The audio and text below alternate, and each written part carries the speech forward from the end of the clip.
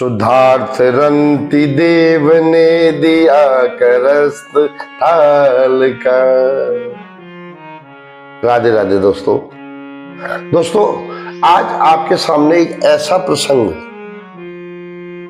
Reference Bhaktamal और Shrimad Bhagavat cross करके पड़ा हुआ है। एक जगह से पढ़ा, दूसरी जगह मिलाया, क्योंकि प्रसंग ही ऐसा है। लेकिन आज का भक्त समझेगा नहीं, क्योंकि कलयुग में क्या है, बचा हुआ भी देने में दुख होता है। तो सुनिए ये प्रसंग, लेकिन एक बात याद रखना, मुझे थोड़ा सा कहना पड़ रहा है, मेरे चैनल को सब्सक्राइब और शेयर अवश्य करना। क्यों? क्योंकि मैं मेहनत करके लोगों को भगवान की तरफ जोड़ने की इच्छा कर रहा हूं, और भगवान के पास जोड़ने के बाद आदमी निष्काम कर्म की तरफ बढ़ता है, काम करता है, अपने परिवार को पालता है, देश की सोचने लग जाता है, समाज की सोचने लग जाता है। ये भक्ति का प्रभाव इतना बड़ा है। तो सुनिए आज का ये प्रसंग। ओम श्री गणेशाय नमः। मातु सरस्वती देवे नमः। श्री गुरु युगल चरण कमलभ्यो नमः। वसुदेव सुतं देवं कंस चारुणमर्दनम श्रीदेवकी परमानंदम कृष्णम वंदे जगद्गुरुम।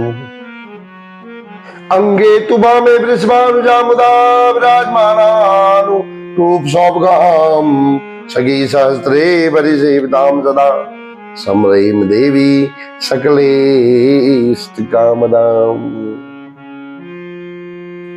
शायद नहीं सुना होगा,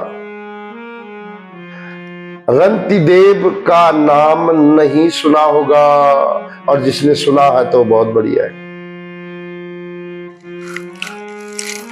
न काम ए अहम गति मीस वरात परा मस्तर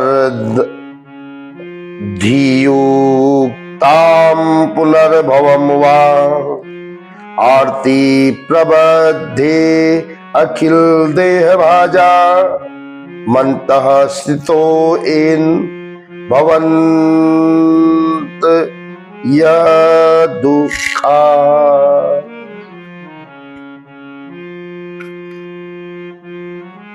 समझता वो है जिसने किया है, लेकिन जिसके मन में जिज्ञासु है, इच्छा है कुछ ऐसा करने की, उसके लिए प्रेरणा, अगर ये प्रेरणा उस आदमी को, उस भक्त को, उस साधक को, उस श्रोता को पहुंच जाए, तो कुछ तो उसके दिमाग में उलझन होगी। वो सोचेगा देखता तो हूं, नहीं लिखा है, नहीं लिखा है। क्योंकि जब मैंने पढ़ा, मेरे को लगा कि मैं तो एक जानवर से भी बदतर हूं यार। सिर्फ अपने पत्नी, अपने पुत्र, अपने घर, अपने पेट के लिए लगा हुआ हूं, क्योंकि मेरे पास ज्ञान ही नहीं है, मेरे पास इतना बड़ा क्लेवर ही नहीं है। भाई साहब, एक रंति देव ऐसे भक्त बोलो या मनुष्य बोलो, आहा,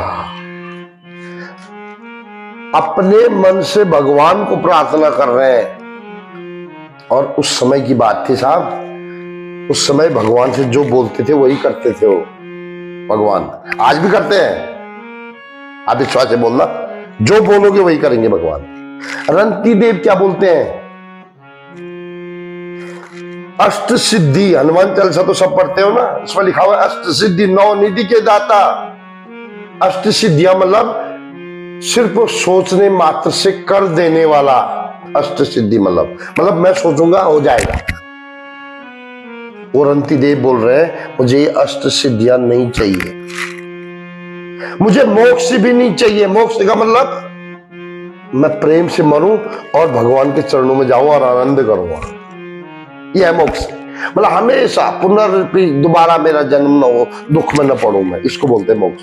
रंती देव बोलते हैं मुझे वो अष्ट सिद्धियां भी नहीं चाहिए और मोक्ष भी नहीं चाहिए। और बोलो क्या चाहिए? दोस्तों सावधान हो जाओ, सुनने में कहीं तुम्हारी पाँव के तले जमीन न खिसक जाए। मेरी तो खिसक गई, मेरी तो गई, आपकी न चली जाए। जरा ध्यान से सुनना। मैं केवल यही चाहता हूं, रंती देव बोल रहे, मैं केवल यही चाहता हूं कि समस्त प्राणियों को जो दुख है ना, जितने भी दुख है, किसी को संतान का, किसी को शरीर का, किसी को मकान का, किसी को कोर्ट का, किसी को झगड़े फसाद का, किसी को दरिद्री का, किसी को नींद ना आने का, जो भी दुख है वो रंती देव बोल रहे भगवान वो सब मुझे दे देना, सब मुझे दे दो, लेकिन संसार का हर प्राणी सुखी हो जाए। ये भागवत में, ये भक्तमाल की कथा है। भागवत में भी इसका वर्णन 9वें स्कंद में देख।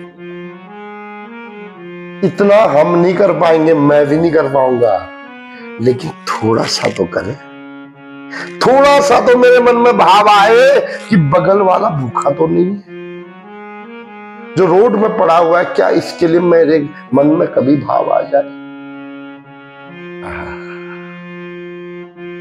ये भक्ति यही सिखाती है। क्या?